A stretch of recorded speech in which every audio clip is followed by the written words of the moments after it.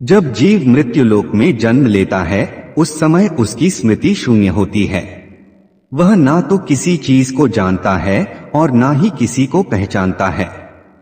बच्चा मां के गर्भ से निकलकर जैसे ही बाहर आता है तुरंत ही रोना शुरू कर देता है।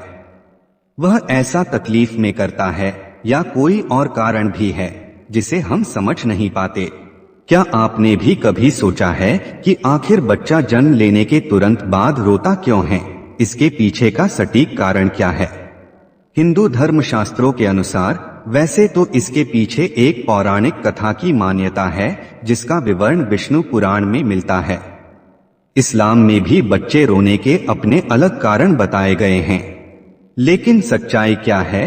यह एक ऐसा सवाल है जिसका सही उत्तर हम सब जानना चाहते हैं। शिशु के जन्म लेते ही रोने के कारण को विज्ञान एक सहज और आवश्यक प्रक्रिया मानता है। तो दोस्तों आइए इस वीडियो में सबसे पहले हम बच्चे के रोने को लेकर वैज्ञानिक दृष्टिकोण समझते हैं, फिर हिंदू धर्म शास्त्रों में वर्णित उस पौराणिक कथा को जानेंगे जिसका उल्लेख विष्णु पुराण में मिलता है। दोस्तों, नए जीवन की प्रक्रिया पुरुष और स्त्री के समागम के साथ शुरू होती है, जिसके फलस्वरूप जीव को एक नए शरीर के रूप में स्त्री के गर्भ में स्थान मिलता है। जब तक बच्चा माता के गर्भ में रहता है तब तक वह सांसारिक दुनिया से अनजान होता है। माता के गर्भ में वह जीवित तो होता है परंतु वह सांस नहीं लेता। उसके शरीर को खाना पीना इत्यादि मां से जुड़ी गर्भनाल से प्राप्त होता रहता है। बच्चे के फेफड़े तो बन जाते हैं लेकिन वह प्रयोग में नहीं रहते। बच्चा मां के गर्भ में एक पतली झिल्ली के अंदर बंद होता है जिसमें तरल पदार्थ भरा होता है। इस तरल पदार्थ को वैज्ञानिक भाषा में एमनियोटिक फ्लूइड बोलते हैं। यही तरल पदार्थ बच्चे के मुंह, श्वास नली और फेफड़ों तक में पहुंच जाता है। लेकिन जब तक बच्चा मां के गर्भ में रहता है तब तक इस तरल पदार्थ से बच्चे को कोई कष्ट नहीं होता, बल्कि इसी तरल पदार्थ की वजह से वह मां के गर्भ में सुरक्षित रहता है। प्रसव की क्रिया मां और बच्चे दोनों के लिए कष्टदायक होती है। बच्चा बहुत सकरे मार्ग से निकलकर दुनिया में आता है। जिस क्षण बच्चा मां के गर्भ से बाहर निकलकर इस संसार में आता है उसके आसपास का परिवेश बदल जाता है। अब शिशु को जीवित रहने के लिए श्वास की जरूरत होती है। शिशु के फेफड़े प्रथम बार काम करना शुरू करते हैं, लेकिन फेफड़ों में वही तरल पदार्थ पहले से ही भरा होता है जिसे बाहर निकालना बच्चे के स्वास्थ्य के लिए बहुत जरूरी होता है। इसीलिए डॉक्टर बच्चे की डिलीवरी होते ही गर्भनाल को काट देते हैं और बच्चे को उल्टा करके उसके मुंह से इसी तरल पदार्थ को बाहर निकालते हैं।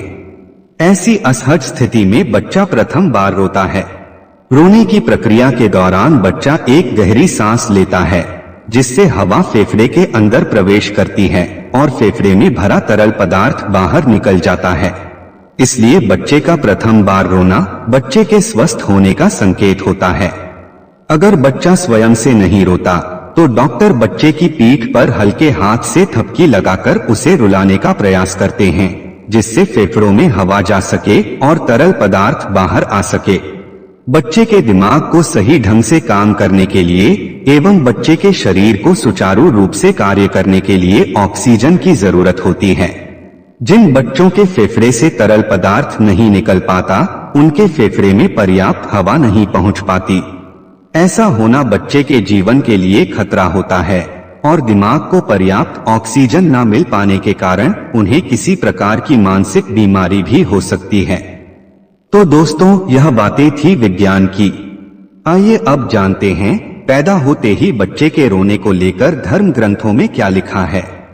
शिशु जब प्रथम बार रोता है तो उसके रोने का स्वर कुछ इस प्रकार सुनाई देता है जैसे वह पूछ रहा हो, कहाँ हूँ मैं, कहाँ हूँ।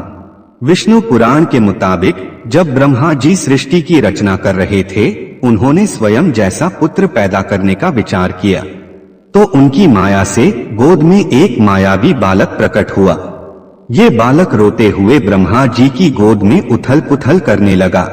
जब ब्रह्मा जी ने उस बालक से इसकी वजह पूछी तो उस बालक ने प्रश्न किया, मैं कौन हूँ, मैं कहाँ हूँ, मेरा क्या नाम है। इस पर ब्रह्मा जी कहते हैं कि पैदा होते ही तुमने रोना शुरू कर दिया, इसलिए मैं आज से तुम्हारा नाम रुद्र रखता हूँ। ऐसी मान्यता है कि इस बच्चे के जन्म से पहले किसी बच्चे ने रोना शुरू नहीं किया था।